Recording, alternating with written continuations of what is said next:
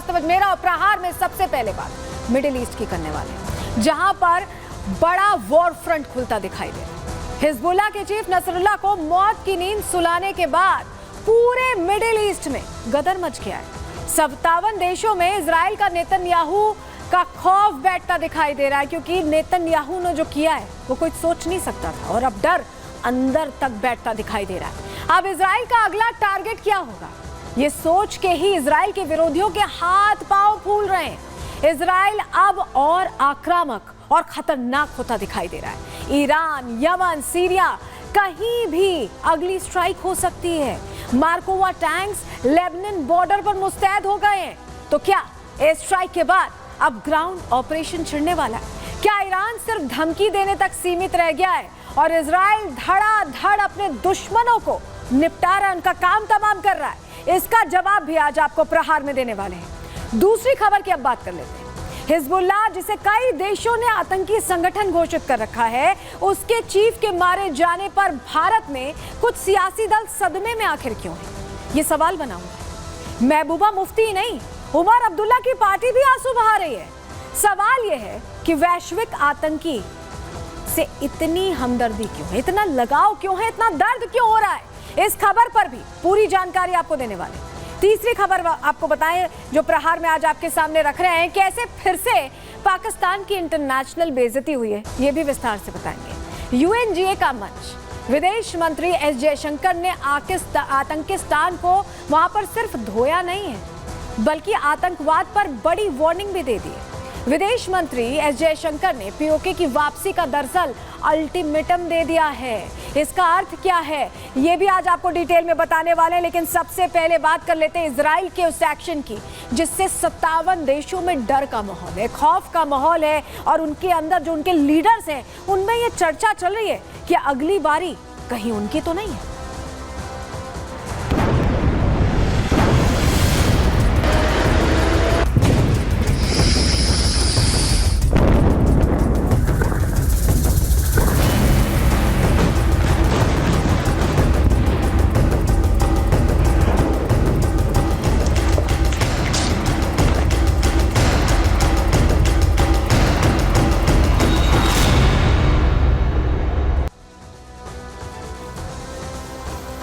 तो अभी डर का माहौल है, क्योंकि जिस मोसाद को फेल बताया था, आपको याद होगा वो टेरर अटैक जो हमास की तरफ से किया गया था इजराइल पर, जिसमें 1200 के करीब जानें चली गई थी पिछले साल, और उसके बाद ये कहा गया था कि इजराइल की जितनी भी ये एजेंसियां हैं सब फेल हैं।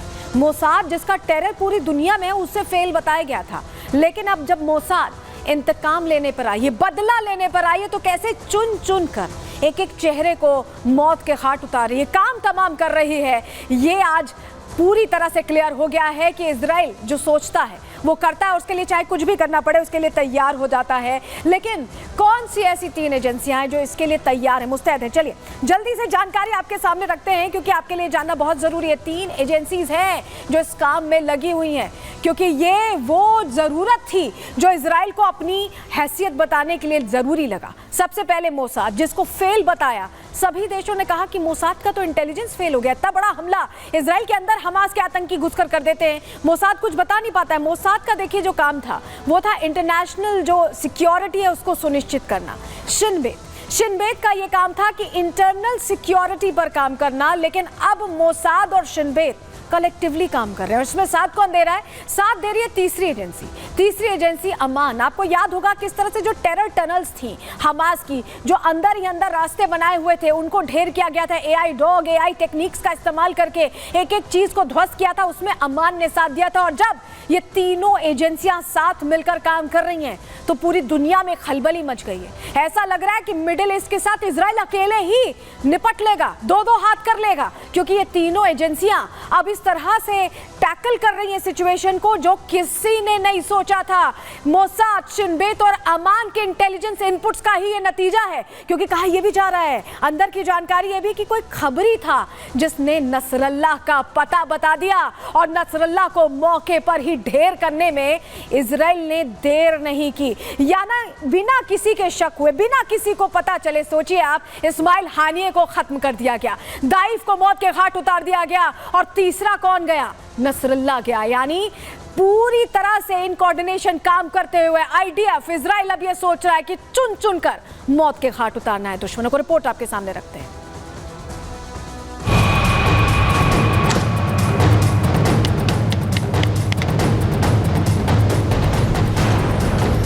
8 अक्टूबर 2023 को हमास के आतंकियों ने इजराइल में घुसकर खूब आतंक मचाया, महिलाओं की इज्जत लूट ली, युवाओं का कत्ल कर दिया, दुधमुहे बच्चों को उठा ले गए। आतंक की इस तस्वीर को जिसने भी देखा उसकी रूह कांप उठी। इजराइल पर हुए इस आतंकी हमले को इजरायली खुफिया एजेंसी का सबसे बड़ा फेलियर माना गया। बॉर्डर फोर्सेस के साथ साथ इजराइल की खुफिया एजेंसी मोसाद, शिन बेत और अमान की काबिलियत पर सवालिया निशान खड़े हो गए। सवाल ये कि आखिर आतंकी हमले को रोका क्यों नहीं गया? खुफिया एजेंसियों को हमले की जानकारी कैसे नहीं मिली? आतंकी जमीन, हवा और समुद्र के रास्ते से इजराइल में आए। किसी भी मोर्चे पर आतंकियों को रोकने की तैयारी क्यों नहीं थी? इतने बड़े आतंकी हमले के बाद नेतन्याहू सरकार को अपनी ही जनता के विरोध का सामना करना पड़ा। इजराइल के लोग अपनों की वापसी के साथ साथ आतंकियों के खात्मे की मांग लेकर सड़कों पर उतरे।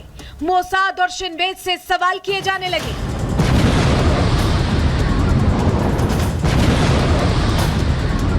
इस आतंकी हमले के तुरंत बाद इजरायली फोर्स एक्शन में आए। गाजा के लोगों से अपील की गई कि हमास का साथ छोड़ उत्तरी गाजा को खाली कर दें।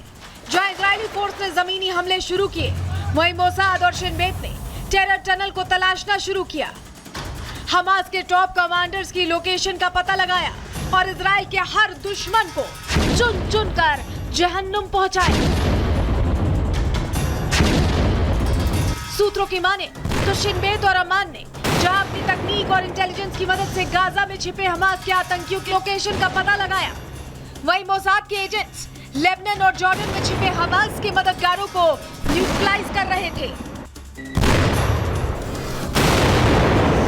मोसाद और शिन बेत के निशाने पर हमास आतंकी नहीं, उनके आका भी थे। यही वजह है कि मोसाद ने हानिये और दाइफ की तलाश शुरू की, उनके लोकेशन का पता लगाया, उन्हें ढेर करने की पूरी प्लानिंग की और बिना किसी को शक हुए हानिये और दाइफ का काम तमाम कर दिया। मोसाद, शिन बेत और अमान अभी भी रुके नहीं हैं। जिन लोगों ने भी इजराइल पर आतंकी हमले की साजिश रची, आतंकियों की मदद की और उनकी करतूतों की वकालत की, वो सभी इजराइल के निशाने पर हैं। नेतन्याहू भले ऑर्डर दे रहे हो, लेकिन उस ऑर्डर को अमली जामा ये तीनों खुफिया एजेंसियां ही पहना रही हैं। Bureau report, Republic Bharat.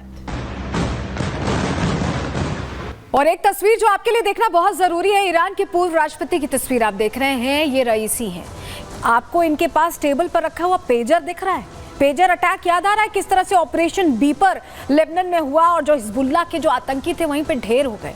किसी की आंख चली गई, किसी के हाथ चले गए, खून ही खून सड़कों पर दिखाई दिया था। और अब ये जो तस्वीर है ये अलग इशारा कर रही है। क्या रईसी भी ऑपरेशन बीपर का ही शिकार हुए हैं या वाकई किसी तरह से उनकी जो मौत कहा गया क्रैश में हुई है, क्या वैसा हुआ था?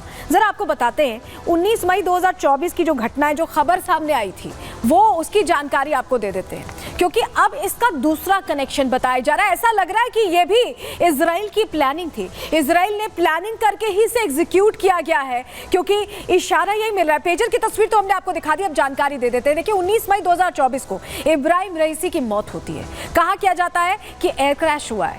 अजरबैजान से ईरान लौट रहे थे रईसी। इस दौरान इस तरह से क्रैश होने की जानकारी मिली थी कि हेलीकॉप्टर दुर्घटनाग्रस्त हो गया।